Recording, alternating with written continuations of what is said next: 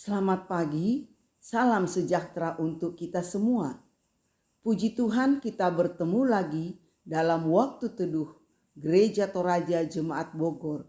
Diambil dari Renungan Harian Toraya edisi hari Sabtu 23 Maret 2024. Firman Tuhan pagi ini akan kita dengarkan dari surat Paulus kepada jemaat di Filipi pasal 2 ayatnya yang pertama hingga ayatnya yang ke-11. Sebelum membaca dan merenungkan bersama firman Tuhan, mari memohon tuntunan Roh Kudus. Kita berdoa. Bapa kami yang di sorga, pagi ini kami mengucap syukur karena Tuhan masih mengaruniakan waktu untuk menjalani kehidupan ini. Tapi sebelum kami memulai aktivitas kami hari ini, kami akan bersama-sama membaca dan merenungkan firman Tuhan. Oleh karena itu, mohon tuntunan Roh Kudus-Mu untuk menguasai hati dan pikiran kami, sehingga kami dapat memahami kebenaran firman-Mu seturut kehendak-Mu saja. Dalam nama Tuhan Yesus kami berdoa dan mengucap syukur. Amin.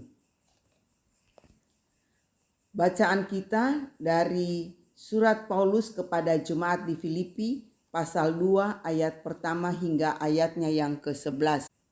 Saya akan bacakan dari Alkitab Terjemahan Baru 2. Lembaga Alkitab Indonesia memberi judul Nasihat supaya bersatu dan merendahkan diri seperti Kristus. Jadi, karena dalam Kristus ada nasihat, ada penghiburan kasih, ada persekutuan roh, ada kasih mesra dan belas kasihan. Sempurnakanlah sukacitaku dengan ini. Hendaklah kamu sehati sepikir dalam satu kasih, satu jiwa, satu tujuan, tanpa mencari kepentingan sendiri atau pujian yang sia-sia. Sebaliknya, hendaklah dengan rendah hati yang seorang menganggap yang lain lebih utama daripada dirinya sendiri. Janganlah tiap-tiap orang hanya memperhatikan kepentingannya sendiri, tetapi kepentingan orang lain juga. Hendaklah kamu dalam hidupmu bersama menaruh pikiran dan perasaan yang terdapat juga dalam Kristus Yesus, yang walaupun dalam rupa Allah tidak menganggap kesetaraan dengan Allah itu sebagai milik yang harus dipertahankan, melainkan telah mengosongkan dirinya sendiri dan mengambil rupa seorang hamba dan menjadi sama dengan manusia. Dalam keadaan sebagai manusia, ia telah merendahkan dirinya dan taat sampai mati, bahkan sampai mati di kayu salib. Itulah sebabnya Allah sangat meninggikan dia dan mengaruniakan kepadanya nama di atas segala nama, supaya dalam nama Yesus bertekuk lutut segala yang ada di langit, di atas bumi dan di bawah bumi, dan segala lidah mengaku Yesus Kristus adalah Tuhan bagi kemuliaan Allah Bapa. Amin. Judul renungan kita pagi ini, Kesatuan dan Ketaatan. Kamisaran nakamakari tutuan. Teks ini adalah surat Paulus dan Timotius kepada semua orang percaya kepada Yesus, yakni para penilik jemaat dan diaken di Filipi, pasal 1 ayat 1. Ada dua nasihat dalam perikop ini.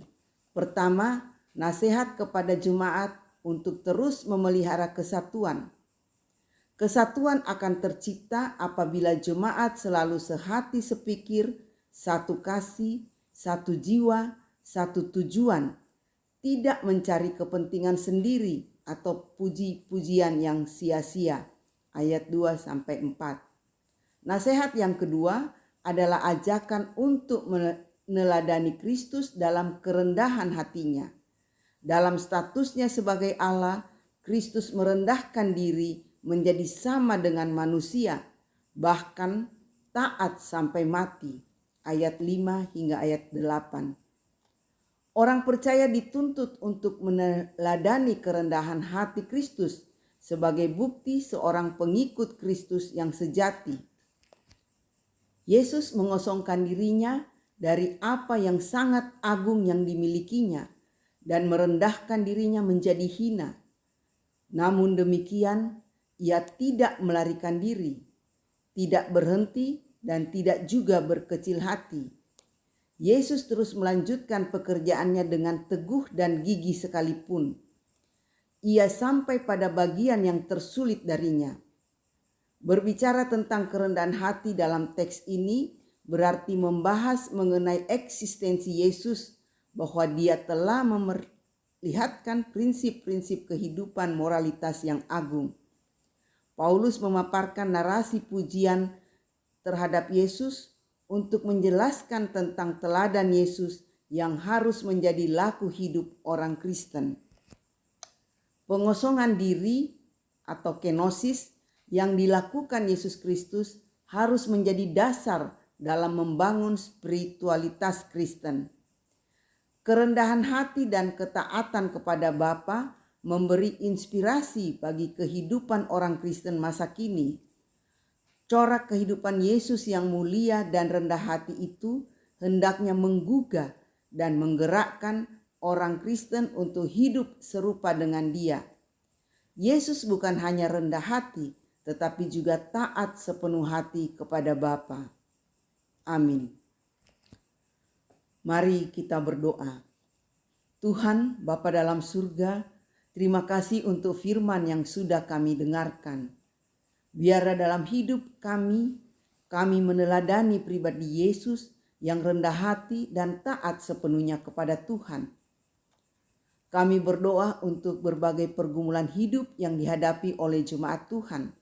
Apakah itu masalah kesehatan, pekerjaan, finansial, rumah tangga, atau apapun juga.